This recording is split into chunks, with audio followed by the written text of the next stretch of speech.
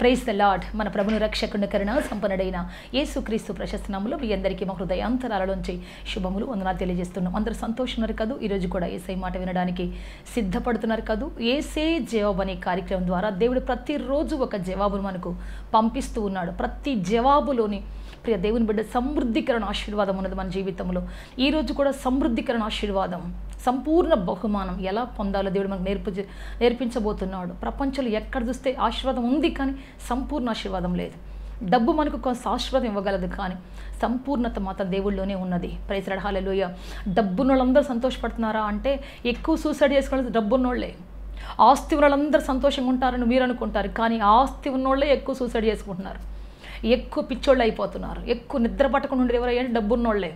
డబ్బు లేని హ్యాపీగా పడుకుంటారు. ఏ చెట్టు కింద మీరు చూడండి, ప్లాట్ఫామ్ దగ్గర పడుకొని బట్టలు లేక ఉన్నటువంటి వాళ్ళు హాయిగా నిద్రపోతుంటారు, కానీ డబ్బు ఉన్నటువంటి వాళ్ళు నిద్రపోరు. వాళ్ళ డబ్బు వాళ్ళు నిద్రపోనియదు.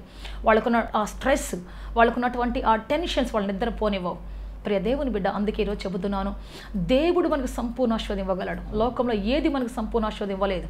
ఒకవేళ మనకు మంచి ఆహారం ఇవ్వచ్చేమో, మనకి మంచి బెడ్ కొనుక్కునే సామర్థ్యం ఇవ్వచ్చేమో, మనకి మంచి ఔషధం కొనుక్కునే సామర్థ్యం ఇవ్వచ్చేమో, అమెరికా పోయి ట్రీట్మెంట్ చేసుకునేటువంటి అవకాశం కల్పించవచ్చేమో డబ్బు ఉంటే. కానీ ఔషధం అన్నీ ఇవ్వచ్చు, కానీ ఆయుష్ మాత్రం ఇవ్వలేదు, ఆరోగ్యం మాత్రం ఇవ్వలేదు, నిద్ర మాత్రం ఇవ్వలేదు, సమాధానం మాత్రం ఇవ్వలేదు.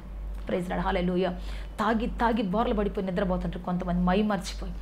ఎంతసేపు ఒక రాత్రి, ఎంతసేపు ఒక 10 అవర్స్ 12 అవర్స్, మళ్ళీ లేస్తే మళ్ళీ అదే సమస్య. ప్రియ దేవుని బిడ్డ, ఈరోజు మనకు సమృద్ధి ఆశీర్వాదం ఎక్కడుందంటే యేసులోనే, క్రీస్తుల్లోనే మనకు సమృద్ధి ఆశీర్వాదం ఉన్నది. ఈరోజు మనం ప్రార్థన చేసుకుని వాక్యం చదువుకోబోతున్నాం. అందరూ తలలు వంచినట్టు ఒక చిన్న ప్రార్థన చేసుకుంటాం. లార్డ్ జీసస్, హల్లెలూయా, మీ పాద సముఖానికి వస్తున్నాం. సంపూర్ణ ఆశీర్వాదం ఇవ్వగలిగేటువంటి తండ్రి పాదాల వద్దకు వస్తున్నాం. క్రీస్తు, మిమ్మల్ని ఆరాధిస్తున్నాం, స్తుతిస్తున్నాం. మా హృదయ తలుపులు తెరుస్తున్నాము తండ్రి, మా హృదయ కోవెల తెరుస్తున్నాం. రక్షకుడా, దిగి రమ్మని మీ కాళ్ళు పట్టుకొని బతిలాడుచున్నాం. మాకు సంపూర్ణ ఆశీర్వాదం ఇచ్చే దేవుడు మీరు నాయన, సంపూర్ణ దీవెనిచ్చే దేవుడు మీరు ప్రభువా. మీ తట్టు మాత్రమే తేరి చూస్తున్నాం రక్షకుడా, మీ తట్టు మాత్రమే తేరి చూస్తున్నాం. యేసు, మిమ్మల్ని ఆరాధిస్తున్నాం, స్తుతిస్తున్నాం. మీకు మహిమ ఘనత ప్రభావములు ఆరోపిస్తున్నాము తండ్రి. అయ్యా, మీ కనుదృష్టి మా మీద ఉండును గాక తండ్రి, మీ సమాధానం దిగివచ్చును గాక. ఈ కార్యక్రమం చూసిన ప్రతి ఒక్క హృదయము తెప్పరిల్లును గాక, అద్భుతం జరుగును గాక తండ్రి. శక్తితో నింపండి, బలముతో, జీవంతో నింపండి, ఆత్మతో నింపండి. మీ ఆదరణ దయచేయండి ప్రభు తండ్రి. నేను ప్రతి హృదయ తలుపులు తెరవండి నాయన, సమాధాన హక్కులతో నింపండి ప్రభు. జీవాహారమై దిగి రండి ప్రభు. శక్తితో నడిపించి బలపు తెరపరచమని సహాయం చేయమని యేసుక్రీస్తు శక్తి కలిగిన నామములో అడిగి వేడుకుంటున్నాము తండ్రి. ఆమేన్, ఆమేన్, ఆమేన్, ఆమేన్. బైబిల్ నుంచి ఒక వాక్యం చదువుకుంటాం. ఋతు గ్రంథం 2వ అధ్యాయం 12వ వచనం. యెహోవా నీవు చేసిన దానికి ప్రతిఫలం ఇచ్చును. ఇశ్రాయేలు దేవుడైన యెహోవా రెక్కల క్రింద సురక్షితంగా ఉండునట్లు నీవు వచ్చితివి. ఆయన నీకు సంపూర్ణమైన బహుమానం ఇచ్చునని ఆమెకు ఉత్తరం ఇచ్చాను. సంపూర్ణమైన బహుమానం ఇచ్చును. Praise Lord. హల్లెలూయా. అందరం చెబుదాం, ఒకసారి చెబుదామా? సంపూర్ణమైన బహుమానం. మళ్ళీ చెబుదాం, సంపూర్ణమైన బహుమానం. ప్రపంచంలో ప్రియ దేవుని బిడ్డ, దేవుడు అందరికీ సంపూర్ణ బహుమానం పొందుకునేటువంటి వాగ్దానం ఇచ్చాడు. ఆదికాండం 1వ అధ్యాయం 28వ వచనంలో, మీరు ఫలించి అభివృద్ధి పొంది విస్తరించి ఏలుబడి చేయండి, లోబరుచుకోనండి. ఎన్ని రకాల ఆశీర్వాదాలు ప్రభు ఇచ్చాడు. కానీ ఇప్పుడు ఈ రోజున అనేక మంది బానిసలుగా బ్రతుకుతున్నారు. కారణం ఏంటి? దేవుడు ఇంత మంచి సర్టిఫికెట్ ఇచ్చిన, ఇంత గొప్ప ఆశీర్వాదాలకు యోగ్యులుగా మన పేరు రాసి పెట్టినా ఎందుకు మనం ఇంకా అడుక్కుంటున్నాం? ఎందుకు మనం ఇంత లేమి కలిగి ఉన్నాం? ఎందుకు మన జీవితంలో ఈ శాపకరణ పరిస్థితి? అంటే ఇది దేవుడిచ్చినటువంటి శాపం కాదు, మనము స్వయాన కోరి తెచ్చుకున్నటువంటిది. అయితే ఈరోజు దేవుడు మరి ఆ శాపం నుంచి బయటికి వచ్చి ఎలా ఆశీర్వాదం పొందుకోవాలి, ఎలా దీవెన పొందుకోవాలి, సంపూర్ణ బహుమానం ఎలా పొందుకోవాలి, ఈరోజు మనం నేర్చుకోబోతూ ఉన్నాం. చదువుకుందాం. ఋతు గ్రంథం 3వ అధ్యాయం 12వ వచనం చదువుకుంటాం. నేను నిన్ను విడిపించగలవాడనమాట వాస్తవమే, అయితే నీకు నాకంటే సమీప బంధువుడు ఒకడున్నాడు. ఈ మాట చాలా జాగ్రత్తగా చదవాలి మనం. నయోమి చెప్పిన మాటను బట్టి రూతు రాత్రి వేళ ఒంటరిగా బోయాజు కళ్ళాన్ని వెతుక్కుని వచ్చి అక్కడ కూర్చొని రాత్రంతా కనిపెట్టి, ఆయన లేచేదాకా కనిపెట్టి కాసుకొని కూర్చొని ఉంది. ఆ తర్వాత, అయ్యా నీవు నాకు సమీప బంధువుని తెలిసిందయ్యా, అందుకే నేను నీ వద్దకు వచ్చానయ్యా అని చెప్పేసి, నీ వస్త్రపు చెంగు నా మీద కప్పు అయ్యా అని చెప్పింది. ఆయన వెంటనే అన్నాడు, అమ్మా నువ్వు చెప్పినట్టు నేను నిన్ను విడిపించకు సమర్థుడను, నిన్ను విడిపించగలటువంటి శక్తి గలవాడను, నీకు సమీప బంధువుని కరెక్టే, కానీ నీకు నాకంటే సమీప బంధువుడు వేరొకడు ఉన్నాడు అని చెప్పాడు. అంటే ఏంటి సమీప బంధువులు ఎవరు? దేవుడి కంటే ఎవరు ఎక్కువ ఉంటారు మన దగ్గర? దేవుడి కంటే ఎవరు ఎక్కువ ఉంటారు అంటే ఎఫెసీ పత్రిక 3:15 మనం చూద్దామా? మీరు అంతరంగ పురుషుని యందు శక్తి కలిగి ఆయన ఆత్మ వలన బలపరచబడినట్లుగా క్రీస్తు మీ హృదయములలో విశ్వాసము ద్వారా నివసించినట్లుగాను తన మహిమైశ్వర్యము చొప్పున మీకు దయచేయవలననియు నేను దేవుని సంపూర్ణులుగా ప్రేమయందు వేరుపారి స్థిరపడి సమస్త పరిశుద్ధులతో కూడా దాని వెడల్పు పొడుగు లోతు ఎత్తు ఎంతో గ్రహించుకొనుటకును. ఇక్కడ పౌలు రాస్తూ ఉన్నాడు. ఏం రాస్తున్నాడంటే మీరు అంతరంగ పురుషుని యందు బలవంతులు కావాలని, క్రీస్తు మహిమైశ్వర్యం చూడాలని, పరిశుద్ధులతో సహవాసం కలిగి ఉండాలని అని చెప్తూ ఉన్నాడు. అదేవిధంగా 2 కొరింథీ పత్రిక 4:16 చదువుకుంటే, కావున మేము అధైర్యపడము, మా బాహ్య పురుషుడు కృషించుచున్నను, ఆంతర్య పురుషుడు దినదినము నూతన పరచబడుచున్నాడు. ప్రైజ్ లార్డ్, హల్లెలూయా. అంటే మన లోపల మనం స్త్రీ కానీ పురుషుడు కానీ మన పైవేషం, కానీ అంతరంగంగా అందరూ పురుషులను కలిగి ఉన్నారు. ప్రైజ్ లార్డ్, ఆమేన్, హల్లెలూయా. ఆంతరంగికంగా మనం అందరం పురుషులను కలిగి ఉన్నాం. మనకు ఒక అంతరంగిక పురుషుడు ఉన్నాడు, మనకు ఒక ఆంతర్లో పనిచేసేటువంటి ఒక పురుషుడు ఉన్నాడు. ఆయన ఎవరు అంటే నీ మనస్సాక్షి, నీ చిత్తం, నీ will power. Praise Lord, hallelujah. So దేవుడు ఎప్పుడు కూడా నీ పర్మిషన్ లేకుండా నీ జీవితంలో ఏ కార్యం చేయడు.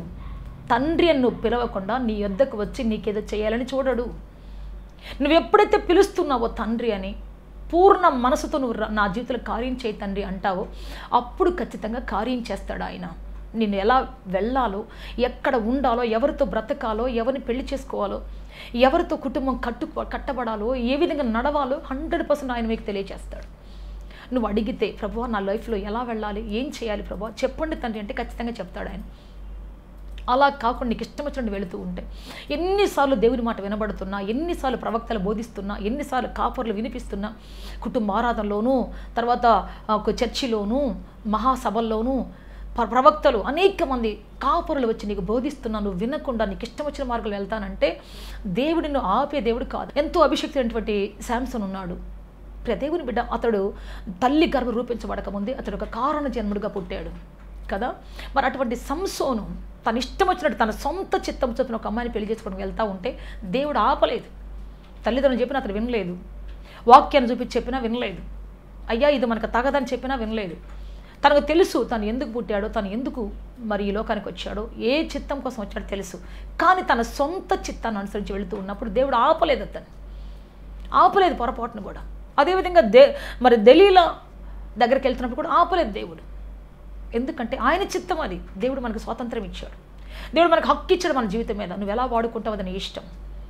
చాలామంది క్రైస్తవులు కూడా పడిపోతూ ఉంటే అందరూ అంటారు క్రిస్టియన్స్ ఇలా చేస్తున్నారు, క్రిస్టియన్స్ ఇలా ఉన్నారు. అది వాళ్ళ ఓన్ చిత్తం. అది దేవుని మార్గాన్ని తప్పి తిరుగుతున్నటువంటి తోక చుక్కలు లాంటి వాళ్ళు, దేవుని మార్గాన్ని విడిచిపెట్టి ఇష్టానుసారం తిరుగుతున్నటువంటి వాళ్ళు దేవుని మార్గం నడిచేటువంటి వాళ్ళు కాదు. దేవుని మార్గాన్ని అనుసరించి ఆయనకి ఇష్టాన్ని అనుసరించి నడిచేటువంటి వాళ్ళు కాదు. అయితే ప్రియ దేవుని బిడ్డ, మరి దేవుడు ఎప్పుడు మనల్ని పట్టుకొని మనల్ని సరైన మార్గం నడిపిస్తాడంటే ఆయన చిత్తంలో మనం నడిచినప్పుడు, ఆయన ఇష్టానికి ఒప్పుకున్నప్పుడు, ప్రభువా నీ చిత్తమే నా జీవితం జరుగును గాక అని చెప్పినప్పుడు మనం పరలోక ప్రార్థన చేస్తుంటాం. పరలోకమందున్న మా తండ్రి, మీ నామం పరిశుద్ధపరచబడును గాక, మీ రాజ్యం వచ్చును గాక, మీ చిత్తం. జాగ్రత్త వినాలి ఇక్కడ. ఈ ప్రార్థనలో ఎంత గొప్ప సాక్రిఫిషియల్ ఉందంటే, ఎంత గొప్ప సమర్పణ ఉందంటే, నీ చిత్తం పరలోకమందు నెరవేర్చబడినట్లు భూమి మీద నెరవేర్చబడును గాక. అంటే భూమి మీద ఉన్న నా మీద నెరవేర్చబడును గాక, నాలో నెరవేర్చబడును గాక. నీ చిత్తం, నీ ఉద్దేశం, యువర్ విల్. సో ఎప్పుడైతే మనం ఆయన విల్కి అప్పగించుకుంటున్నామో, ఆయన చిత్తానికి అప్పగించుకుంటామో, అప్పుడు ఆయన చిత్తానుసారం నడిపిస్తాడు. ప్రైజ్ లార్డ్, హల్లెలూయా, హల్లెలూయా. దేవుడు తన చిత్తానుసారంగా సౌలుని అభిషేకించాడు కదా. అభిషేకించి రాజును చేశాడు. గాడిదలు కాసుకున్న వ్యక్తిని తీసుకొచ్చి ఉన్నతమైన ఘనమైన సింహాసనం ఎక్కించాడు. కానీ సౌలు ఏం చేశాడు? తన చిత్తానుసారంగా దేవుడు చెప్పి పంపించిన ప్రణాళికను పక్కన పెట్టి కొంతమందిని సంహరించమంటే సంహరించకుండా మిగిల్చి, కొన్నిటిని సంహరించమంటే జంతువులను సంహరించకుండా తీసుకొచ్చి తన కోసం ప్రియ దేవుని బిడ్డ పెట్టాడు. కాబట్టి అందుకే దేవుడు తన చిత్తానుసారం వెళుతున్నాడు. అతడు దేవుడు వదిలేశాడు. దేవుని ఆత్మ అతను విడిచిపెట్టి వెళ్ళిపోయింది, అతని అభిషేకం విడిచిపెట్టి వెళ్ళిపోయింది. దురాత్మ వచ్చి పట్టుకుంది. దేవుని అభిషేకం వెళ్ళిపోయిన తర్వాత దురాత్మ వచ్చి పట్టుకుంది. అతను వెరిపిస్తూ ఉంది జీవితం అంతా. తిప్పి తిప్పి తిప్పి అరణ్యాల చుట్టూ తిప్పి తిప్పి భయంకరంగా అతన్ని నాశనం చేసేసింది. ఎందుకు దేవుడు అలా చేశాడంటే, దేవుని చిత్తానికి ఎవరు అప్పగించుకోరు, దేవుని యొక్క చిత్తానికి ఎవరు తమంత తల వంచరు, దేవుడు పక్కన ఉంటాడు అంతే, వాళ్ళ కోసం ఏం చేయడు ఇంకా. అందుకే చెప్తున్న ప్రియ దేవుని బిడ్డ, నువ్వు దేవుని చిత్తానికి అప్పగించుకో. నేనేం చేయాలి ప్రభు చెప్పండి. మరి దావీదు ప్రతి నిమిషం దేవుణ్ణి అడుగుతాడు, అయ్యా నేనేం చేయాలి, యుద్ధానికి వెళ్ళాలా వద్దా, వాళ్ళ తరం అంటా వద్దంటావా, వెళితే నేను జయిస్తానా, వెళితే నువ్వు నాతో వస్తావా, జయం కలుగుతుందా చెప్పండి తండ్రి అని అడిగి పొందుకొని మరి వెళ్ళేవాడు. జీవితాన్ని అప్పగించుకున్నాడు కాబట్టి ఒక మూల పురుషుడిగా, ఒక మూలరాయిగా ప్రపంచంలో చరిత్రలో నిలబడ్డాడు ఇప్పటి వరకు. సౌలు పేరు ఎవరు పెట్టుకోరు, దావీదు పేరు అందరూ పెట్టుకుంటారు. ఎంతో గొప్ప గొప్ప పాస్టర్స్ ఉన్నారు దావీదు పేరు పెట్టుకున్నటువంటి వాళ్ళు, ఎంతో గొప్ప గొప్ప సేవకులు ఉన్నారు దావీదు పేరు పెట్టుకున్నటువంటి వాళ్ళు. సో ప్రియ దేవుని బిడ్డ, ఎందుకు మనుషులు దేవుని చిత్తం నుంచి తప్పిపోతున్నారు అంటే, తన సొంత చిత్తానికి దగ్గరగా, తనకు దేవుడి కంటే దగ్గరగా ఉన్నటువంటి మనస్సాక్షిని బట్టి పనిచేస్తున్నారు. వాళ్ళ సొంత ఆశను బట్టి, సొంత ప్రణాళికను బట్టి, సొంత ఊహను బట్టి, సొంత ఆలోచన బట్టి ప్రియ దేవుని బిడ్డ వాళ్ళు వెళుతూ ఉన్నారు. కాబట్టి ఇప్పుడు రూతుకు కూడా సొంత ఆలోచన ఉండొచ్చు. నాకు అసలు ఈ యూదా బెత్లెహేం వద్దు, ఈ బోయాజ్ వద్దు, ఈ కళ్ళం వద్దు, ఏమొద్దు, ఈ చాకిరి వద్దు, మా ఊరుగాని వెళ్ళిపోతే నన్ను బంగారులాగా చూసుకుంటారు, మా ఊళ్ళందరూ నాకు పీట కడతారు, పల్లకి కడతారు, నేను ఈ రాత్రి కూడా వెళ్ళిపోతాను, నాకు అసలు వద్దు అని చెప్పేసి చెప్పటానికి ఆమెకు ఒక అవకాశం ఉంది. ఎందుకంటే రాత్రి నుంచి తెల్లవారే వరకు మరలా రేపు మాట్లాడి అది సెటిల్మెంట్ చేసేంత వరకు కొంత సమయం ఉంది ఆమెకి. తన సొంత చిత్తాంశం నడిచేటువంటి ఒక అవకాశం ఉంది ఆమెకి. చెప్పొచ్చు, నాకు వద్దత్తా, నేను ఈ బాధలు పడలేను, నిన్ను చూడాలి, నీ కుటుంబాన్ని చూడాలి, నాకెందుకు అత్త ఇదంతా, నేను వెళ్తాను, ఓర్ఫా బాగా బ్రతుకుతుందంటే నేను విన్నాను, వెళ్తానని చెప్పేసి అవకాశం ఉంది. తన లైఫ్ని గురించి డెసిషన్ తీసుకునేటువంటి ఒక ఛాన్స్ నాకు ఉంది. అందుకే ఇచ్చాడు. నీకు ఒక సమీప బంధువుడు ఉన్నాడు అంటే నీ మనస్సాక్షి, నీ విల్ పవర్, నీ చిత్తం, నీ ఉద్దేశం, నీ ప్రణాళిక, నీ అభీష్టం, ఇవన్నీ నీ సొంత పురుషుడు, లోపల ఉన్నటువంటి సొంత పురుషుడు, నిన్ను ఏలుబడి చేసి నడిపించేటువంటి సొంత పురుషుడు, దేవుని కంటే ఎక్కువగా దగ్గరగా ఉండేటువంటి, నువ్వు దగ్గరగా పెట్టుకునేటువంటి ఒక వ్యక్తి. కాబట్టి దేవుని బిడ్డ, నీకు ఏ ఉద్దేశం ప్రకారం నడవాలనుకుంటున్నావు? అయ్యా దేవుని చిత్తం ఎట్టుంది, కానీ నాకు మాత్రం వెళ్ళాలని ఉంది. అయ్యా దేవుని చిత్తం అయితే ఇదే కరెక్టే, కానీ నాకు అది చేయబుద్ధి కావట్లేదు, నాకు ఎలా వెళ్ళాలని ఉంది అంటావా? దేవుడు ఎప్పుడు నిన్ను అడ్డు పెట్టాడు, ఎవరిని అడ్డు పెట్టాడు, పరిశుద్ధాత్ముడు ఎప్పుడు అడ్డు పెట్టాడు. నీ ఇష్టం, కానీ వెళ్ళిన తర్వాత నువ్వు ఎంత ఘోరంగా ఓడిపోతావు, దేవుడు లేకుండా నీ బ్రతుకు ఎలా కొట్టబడుతుందో, నెమ్మది లేకుండా ఎలా నువ్వు విచ్ఛిన్నం అయిపోతావు తర్వాత చూస్తావు. అప్పుడు పిలుస్తావు అంతా అయిపోయిన తర్వాత, దేవుడా నువ్వు లేకపోతే బ్రతకలేనయ్యా అని. సో అప్పుడు మళ్ళీ దేవుడు వస్తాడు, కానీ వెళ్ళిపోయిన కాలం మళ్ళీ రాదు నీకు. ఈ మహిమను కోల్పోయిన తర్వాత నువ్వు చెడిపోయిన వ్యక్తిగానే మిగిలిపోతావు. ఇప్పుడు సంసోను ఎంత పెద్ద యుద్ధం చేసిన తర్వాత, తాను పాపం చేసిన తర్వాత, ఆ దాగోని గుడిలో ఎంత పెద్ద యుద్ధం చేసి ఎంత పెద్ద శక్తివంతుడై ఆ యొక్క బిల్డింగ్ పడగొట్టినా సరే, అతను ఒక వ్యభిచారితో సంగతి చేసిన వాడుగానే మిగిలిపోయాడు తప్ప మొదటి మహిమ లేదు అతనికి, మొదటి సాక్ష్యం లేదు అతనికి, మొదటి ఆశీర్వాదం లేదు అతని జీవితంలో, మొదటి ఘనత లేదు అతనికి, మొదటి ధైర్యం లేదు అతనికి. సో ప్రియ దేవుని బిడ్డ, మనం దేవుడు కాపాడుతాడు, సంరక్షిస్తాడు.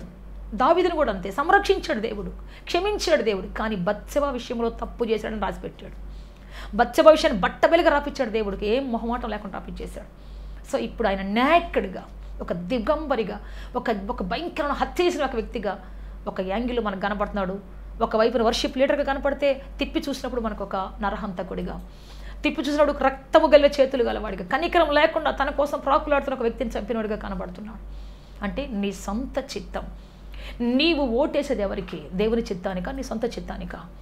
సో రూతుకు ఒక అవకాశం ఉంది ఆ ఊరు విడిచిపెట్టి వెళ్ళిపోవడానికి, నాకు వద్దని చెప్పడానికి. బోయాస్ నువ్వు నాకు వద్దు, నాకు ఇంకా ఒక ఆశ ఉంది, లేకపోతే నాకు ఇంకొక చిత్తం ఉంది, నాకు ఇంకొక ఉద్దేశం ఉంది, నీలాంటి వాళ్ళు చేసుకోవాలి నాకు లేదు, నాకు ఇంకొక ఆలోచన ఉంది అనేటువంటిది ఏమన్నా చెప్పగలిగే అవకాశం ఆమెకు ఉంది. సో బోయాస్ ఆమెకు అవకాశం ఇస్తూ ఉన్నాడు, దేవుడు కూడా నీకు అవకాశం ఇస్తున్నాడు. నేను సంపూర్తిగా పని చేయాలా, లేకపోతే నువ్వే చేసుకుంటావా? నేను నిన్ను హెచ్చించాలా, లేకపోతే నువ్వే హెచ్చించుకుంటావా? నేను నీకోసం పని చేయాలా, లేకపోతే నువ్వే నీ సొంత జ్ఞానంతో పని చేసుకుంటావా? నీ ఇష్టం, చెప్పు. దేవుడు మనకు ఒక అవకాశం ఇస్తూ ఉన్నాడు. లేదు ప్రభువా, నాకు నువ్వే చేయాలి, నీ చిత్తమే సిద్ధించును గాక, నీ ఉద్దేశం సఫలపరచబడును గాక, నీ కార్యం నెరవేర్చబడును గాక. తండ్రి అని నువ్వు ఎప్పుడైతే చెబుతావో అప్పుడు నీ జీవితంలో అత్యున్నతమైన ఆశీర్వాదాన్ని చూస్తావు. అయితే ఆ ప్రక్రియలో నీ చిత్తాలు మొత్తం చిల్లాచెదురైపోతాయి, నీ ఆశలు మొత్తం చల్లాచెదురైపోతాయి, నీ చిత్తాలు మొత్తం చల్లాచెదురైపోతాయి. యెఫ్తా కుమార్తె నాట్యం ఆడేది. యెఫ్తా కుమార్తె గంతులు వేసుకుంటూ తండ్రి దగ్గరికి వచ్చింది ఆయన యుద్ధంలో గెలిచి వచ్చిన తర్వాత. కానీ తండ్రి చెప్పాడు, అయ్యో నా కుమారి, నేను దహన బలిగిస్తానని మొక్కుకున్నాను కదా. ఆమె చిత్తాలని, ఆమె ఆశలన్నీ అన్నీ అడియాశలు అయిపోయినాయి. ఆ యవన కాలంకి ఎన్ని ఆశలు ఉన్నాయో, ఎటువంటి వ్యక్తిని పెళ్లి చేసుకోవాలని ఉందో, ఎటువంటి సంసారం చేయాలని ఉందో, ఎటువంటి కుటుంబానికి వెళ్ళాలని ఉందో, ఎటువంటి ఆశ ఉందో. కానీ ఇమ్మీడియట్గా ఏమైపోయింది, నేను దహన బలిగా అర్పించాను, నా కుమార్తె ఎందుకు ఎదురొచ్చావు నాకు అని ఏడ్చినప్పుడు ఆమె ఒకటే మాట అంది, తండ్రి నీ చిత్తమే సిద్ధించునుగాక, దేవునికి అప్పగించావా, సరే దేవుని చిత్తమే జరుగునుగాక అని చెప్పేసి దేవుని సేవకి వెళ్ళిపోయింది. కానీ తర్వాత చూస్తే మామూలందరికంటే కూడా, ఆ గిలాదు పట్టణంలో పుట్టిన ప్రతి స్త్రీ కంటే కూడా ఇప్పటి వరకు కూడా ఆమె పేరు మహాఘనతగా చేయబడింది, మహా ఉన్నతమైన స్థితికి తీసుకొని రాబడింది. ఆ యొక్క గిలాదు దేశంలో ఉన్నటువంటి యవనస్తులు పిల్లలందరూ కూడా ఆమె నామాన్ని హెచ్చిస్తూ 4 రోజులు పండగ చేస్తారు అక్కడ. మరి ఆ ఘనత ఎవరికన్నా ఉందా? మరి ఆమె సేవ చేస్తున్నప్పుడు ఒక కుటుంబ వ్యవస్థ కానీ, కుటుంబ సంతోషం కానీ, ఒక భర్త వాళ్ళ సంతోషం కానీ, కుటుంబాల సంతోషం కానీ ఆమె జీవితంలో లేదు. ప్రభువు కోసం కాలిపోతూ, అలాగే కాలిపోతూ, పరిశుద్ధతలో అందరిని నడిపిస్తూ దేవుని కోసం బ్రతికింది. లోకాల్సిన తాత్కాలిక సంతోషాలు ఆమెకి లేవు, అందరికి ఉండే ఆనందాలు ఆమెకి లేవు, అందరికి ఉండే సంతోషాలు ఆమెకి లేవు. అవన్నీ చెదరగొట్టబడ్డాయి, అవన్నీ క్లోజ్ చేయబడ్డాయి. కానీ పరలోక సంతోషం, ప్రాణప్రేడితో గడిపేటువంటి ఆ గొప్ప ఆనందం, సృష్టికర్తతో జీవించేటువంటి ఆయన కోసం బ్రతికేటువంటి గొప్ప అవకాశం యెఫ్తా కుమార్తెకు వచ్చింది. ఎస్, దేవుని చిత్తం నెరవేర్చబడాలంటే మన చిత్తాలన్నీ కొట్టివేయబడతాయి, మన ఆశలన్నీ కొట్టివేయబడతాయి, మన సంతోషాలన్నీ కొట్టివేయబడతాయి. దేవుని సంతోషం, శాశ్వతమైన ఆనందం మన జీవితం దిగి వస్తుంది. ప్రజలడామైన హల్లెలూయా. సో తప్పించుకునే అవకాశం రూతుకి ఇస్తున్నాడు ఆయన. చెప్పు, నీ చిత్తం ఏంటో చెప్పు, నీ ఉద్దేశం ఏంటో చెప్పు. నువ్వు వెళ్ళిపోవాలనుకుని వెళ్ళిపోయే అవకాశం కూడా ఉంది, నో అని చెప్పే అవకాశం కూడా నీకు ఉంది. నీ సమీప బంధువు అంటే నీ అంతరాత్మ ఏం చెబుతుందో, నీ మనస్సాక్షి ఏం చెబుతుందో, నీ ఉద్దేశం ఏం చెబుతుందో, నీ అభీష్టం ఏం చెబుతుందో చెప్పు అని చెప్పేసి ఆమెకి టైం ఇచ్చాడు. సో ఆమె దేవుని చిత్తం లోబడింది కాబట్టి ఆమె ఘనురాలిగా చేయబడింది, క్రీస్తు వంశావళి ఒక దాదిగా చేయబడింది. ఆయన చరిత్రలో ఆమె ఒక మైలురాయిగా మార్చబడింది. ప్రైజ్ లార్డ్, ఆమేన్, హల్లెలూయా. నాకు నా చిత్తం వద్దు ప్రభువా, నాకు నా ఉద్దేశం వద్దు ప్రభువా, నాకు నా ఆశ చచ్చిపోవాలి, నీ ఆశ నాలో బ్రతకాలి, నా తలంపులన్నీ నశించిపోవాలి, నీ తలంపులు నాలో ఉదయించాలి. సో ఈ విధంగా ఆమె చెప్పింది కాబట్టి, సమర్పించుకుంది కాబట్టి ప్రియ దేవుని బిడ్డ ఆమె మరి అత్యున్నతమైనటువంటి ఉన్నత స్థానం మీద కూర్చోగలిగింది. ఈరోజు ఒక జీవగ్రంథంలో పేరు రాయగలిగింది, ఒక మైలురాయిగా, ఒక విశ్వాస వీరురాలిగా మనతో మాట్లాడుతూ ఉంది. ప్రైజ్ లార్డ్, ఆమేన్, హల్లెలూయా. సో నీ ఉద్దేశం ఏమైంది, నీ జీవితంలో నీ ప్రణాళిక ఏమైంది, నువ్వేం చేయాలనుకుంటున్నావు? దేవుడితో కలిసి చేయాలనుకుంటున్నావా, లేకపోతే నా సొంత ఇష్టం, నా సొంత ఉద్దేశం, నేను ఇలా చేస్తాను, అబద్ధం ఆడకపోతే ఆశీర్వించబడలేను, వ్యాపారం చేయలేను, మోసం చేయకపోతే కుదరదు. చాలామంది చెప్తుంటారు ఇట్లా, ఈ మోసాలు చేసి కట్టి కట్టి కట్టి కట్టి ఎక్కి ఎక్కి చివరికి తబ్బాలమండి పడిపోతారు అక్కడి నుంచి. సో ప్రియ దేవుని బట్టి అందుకే నీ జీవితం ఏదో చెదలు కట్టి ఎట్ట కొట్టగానే పడిపోయేది ఉండకూడదని, నీ జీవితం ఆశీర్వాదకరంగా ఉండాలని, దేవుడు కట్టినటువంటి కన్స్ట్రక్షన్ ఉండాలని, దేవుడు కట్టిన కోటగా, ఇనుప స్తంభముగా, ఇత్తడి ప్రాకారంగా నువ్వు మార్చబడాలని, అనేకులకు ఆశీర్వాదకరంగా ఉండాలని. మనం అందరం అనుకుంటాం, నాకు ఇల్లు కట్టుకుంటే ఆశీర్వాదం, నేను కారు కొనుక్కుంటే ఆశీర్వాదం, అది ఆశీర్వాదమే. కానీ నువ్వు ఆశీర్వాదంగా ఉండటం ఆశీర్వాదం, సంపూర్ణ ఆశీర్వాదం. ప్రైజ్ లార్డ్, హల్లెలూయా. నిన్ను చూసి 10 ఇళ్ళు కట్టబడ్డం, నీ ద్వారా 10 మంది వ్యక్తులు పరిశుద్ధులు మారడం, నీ యథార్థతను బట్టి 10 మంది యథార్థవంతులు అవ్వటం, నిన్ను బట్టి అనేక మందిలు పరిశుద్ధతలకు రావటం, అది అసలైన ఆశీర్వాదం, సంపూర్ణ ఆశీర్వాదం దాన్ని అంటారు.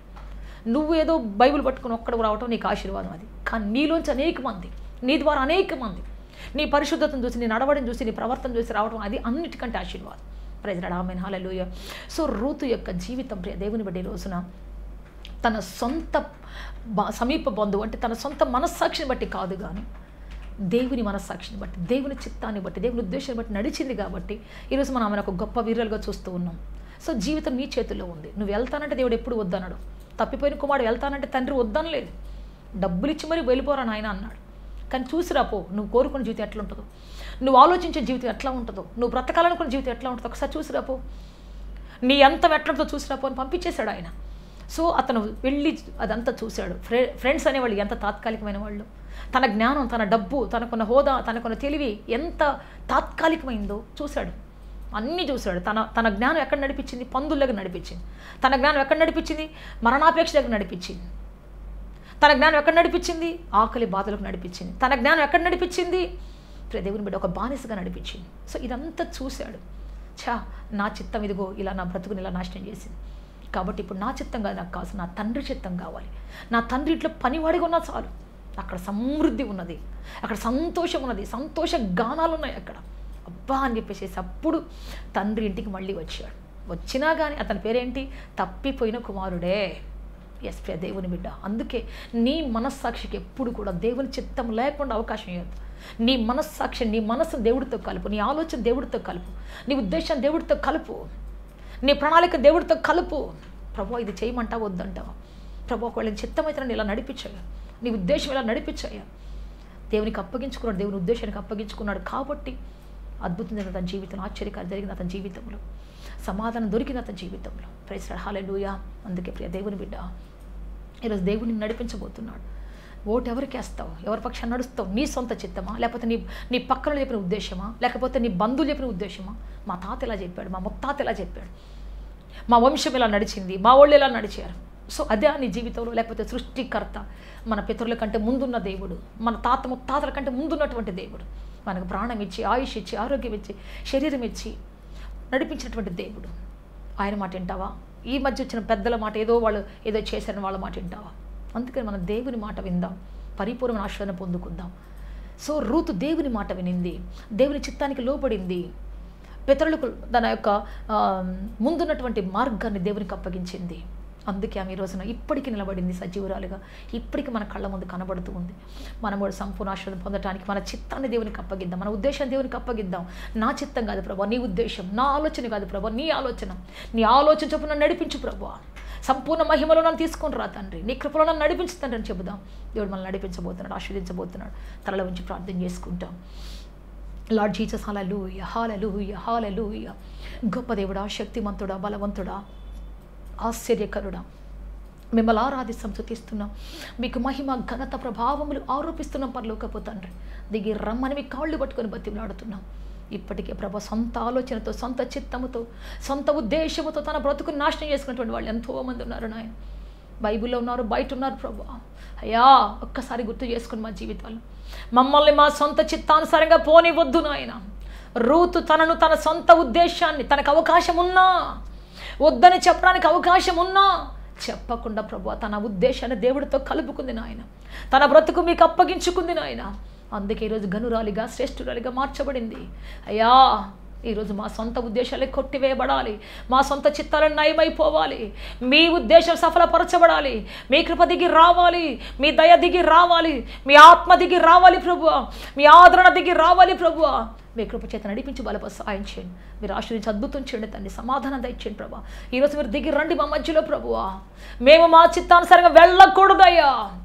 మా కన్ను కోరుకున్నట్టుగా, మా శరీరం ఆశించినట్లుగా, దురాత్మ చీకటి శక్తులు ఆశించినట్టుగా ప్రభువా, లోకానుసరమైనటువంటి సాతాను ఆ ఏజెంట్ల సాక్షిగా ప్రభువా, సాతాను ఏజెంట్ల మార్గం ప్రకారం తను మేము వెళ్ళకూడదు తండ్రి. నీ చిత్తానుసారం నడిచే కృప దయచేయండి ప్రభా. మీ మార్గం చొప్పున నడిపించండి తండ్రి. ఇప్పటికే లోకములో వ్యసనపరులై లోకానుసారం బ్రతికేటువంటి వాళ్ళు ఎంతమంది ఉన్నారు ప్రభువా. బయటికి రాలేక కృంగిపోయి, కృషించిపోయి, బ్రతుకును పాడు చేసుకుని తప్పిపోయిన కుమారుడు వలె, సంసోను వలె ప్రభువా ఎంతమంది బ్రతుకును నాశనం చేసుకొని కొట్టుమిట్టాడుతున్నారు. ఇప్పుడు వారున్న జీవితం వారికి సాటిస్ఫాక్షన్ లేక, వారున్న జీవితాన్ని భరించలేక, వారున్న బ్రతుకును భరించలేక సంసోను వలె చావాలని, తప్పిపోయిన కుమారుడు వలె చావాలని ఎంతమంది ఆశపడుతున్నారు. అయ్యా వారిని సావనీయొద్దయ్యా, అయ్యా వారి సావనీయొద్దు ప్రభా. వారిని బ్రతికించి నడిపించండి అయ్యా. మీ చిత్తానుసారంగా మీరు తోడుకొని రండి ప్రభా. మీ చిత్తంలో నిలబెట్టండి తండ్రి. మరణమే శరణమని, ఆత్మహత్య శరణమని ఎంతమంది అనుకుంటున్నారు. యేసు క్రీస్తు నామములో ఆత్మహత్య దురాత్మ నిర్మూలమై పొమ్మని చెబుతున్నాం ఇప్పుడే. అద్భుతం జరుగునుగాక, ఆశ్చర్యకాలు జరుగునుగాక, సమాధానం దిగి వచ్చునుగాక, మీ కృప దిగి వచ్చునుగాక. అయ్యా అకాల మరణం ఎవరు చెందకూడదు నాయన. అనవసరం లవ్ అఫైర్లో తండ్రి నాయన, అనవసరం పాపభూయిష్టమైన కార్యాలు తండ్రి, ఓటమిలో తండ్రి నాయన ఎవరు నశించి పోకూడదు నాయన. వారి ఉద్దేశాన్ని అనుసరించి నడవకూడదు తండ్రి. వారి ఉద్దేశాన్ని అనుసరించి ఎక్కడ నాశనం కాకూడదు ప్రభువా. మీ కృప దిగి రావాలి నాయన, మీ దయ దిగి రావాలి, మీ ఆత్మ దిగి రావాలి, మీ వాత్సల్య బాహుళ్యం దిగి రావాలి ప్రభా. మీ సమాధానం ఇచ్చి నడిపించి బలపరిస్థిరపరచమని, సహాయం చేయమని, మీరు అద్భుత కార్యం చేయమని, దయ చూపించమని. కృప యేసయ్య కృప, యేసయ్య కృప, యేసయ్య కృప. మీ కృప వారి మీద దిగి వచ్చి నడిపించండి. మీ ఉద్దేశం నెరవేర్చబడునుగాక. నిష్ఫలము కానేరన్నటువంటి మీ యొక్క ఆలోచన సఫలపరచబడునుగాక. శక్తితో నడిపించి బలపస్థిరపరచమని యేసుక్రీస్తు శక్తి కలిగిన నామములు అడిగి వేడుకొంచున్నాము తండ్రి. Amen, amen, amen, amen. May God bless you all. దేవుడు అత్యధికంగా దీవించి ఆస్వాదించి ఉన్నతంగా ఫలభరిత మార్చునుగాక. నిష్ఫలము కాని తన ఉద్దేశము చొప్పున మిమ్మల్ని నడిపించి సఫలీకృతులుగా మార్చునుగాక, ఆస్వాదించునుగాక. ఆమేన్, ఆమేన్.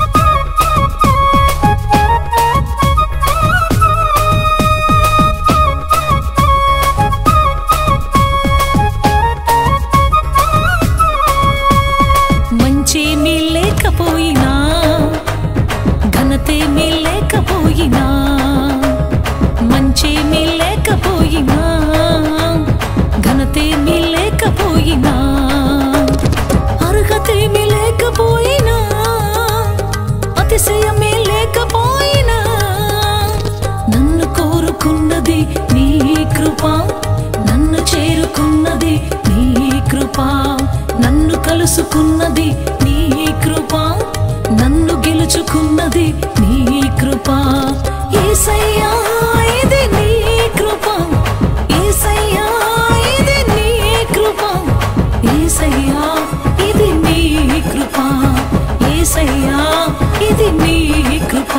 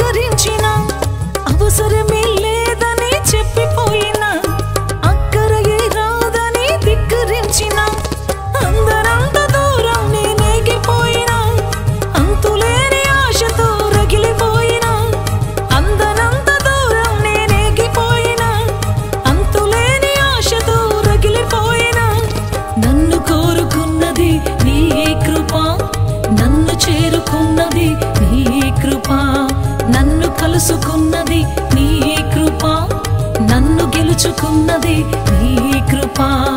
యేసయ్యా ఇది నీ కృప, యేసయ్యా ఇది నీ కృప, యేసయ్యా ఇది నీ కృప, యేసయ్యా ఇది నీ కృప.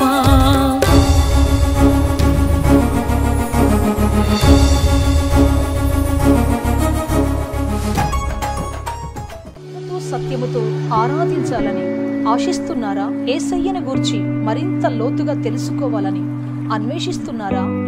శ్రమల, వేదనల, గొడ్రాలితనమా, నిరుద్యోగమా, ఓటమియా, సమస్య ఏదైనా జవాబు మాత్రం యేసులోనే. మీ సమస్యల కొరకు ప్రార్థించుటకు మా ప్రయత్న ద్వారములు ఎల్ల వేళలా తెరవబడే ఉంటాయి.